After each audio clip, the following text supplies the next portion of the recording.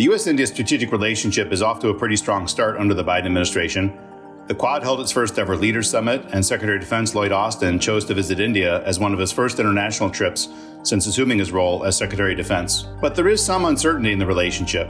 Over the next 2 years, at some point, India will likely take the first deliveries of its Russian-made S-400 Triumph missile defense system. Despite a robust strengthening of U.S.-India defense relations in recent years, this $5 billion transaction is expected to trigger a review of U.S. sanctions policy under the Countering American Adversaries Through Sanctions Act, CAATSA. But CAATSA, of course, is a sanctions program against Russia, as well as Iran and North Korea.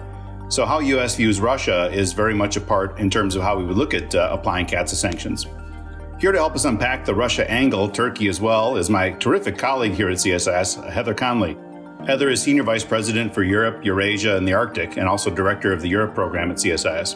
Heather, thanks for joining, and I wonder if you can kick us off by talking about the CAATSA sanctions program overall. This was an important piece of legislation just at the beginning of the Trump administration. It was really designed as a package because Congress didn't completely trust President Trump on Russia policy. This was a way to solidify and ensure on a bipartisan basis that the U.S. government would punish Russia for a wide range of malign behavior. Now, when it comes to application, that's still an executive function. And what we saw during the Trump administration, particularly regarding Turkey and its purchase of the S-400 system, there was great reluctance to use the power of CAATSA, even though Congress was telling the administration, you have to do this. It was only at the very end of the administration where very difficult steps were being taken, preventing F-35s to be sent to Turkey, eliminating Turkey from the production of F-35s, and eventually using those CAATSA sanctions. And it certainly has been the biggest impediment to U.S.-Turkish relations.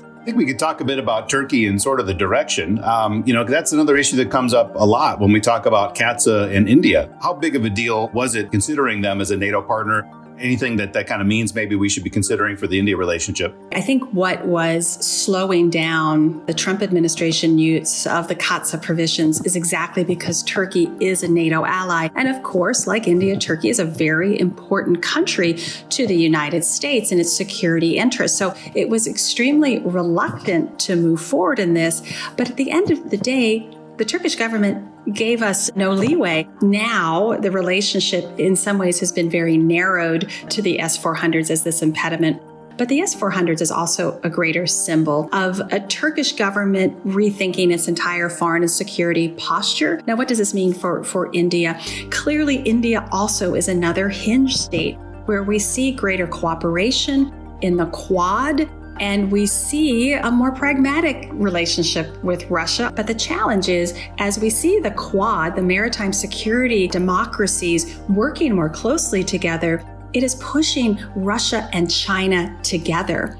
And so this has to be weighed in Delhi very carefully and making sure that they understand Russia in its historical relationship is also repositioning itself vis-a-vis Beijing, and that may not be in Delhi's interest. These are all important elements for those of us living in the U.S.-India lane to keep in mind as we think about the potential application of CAATSA sanctions going forward.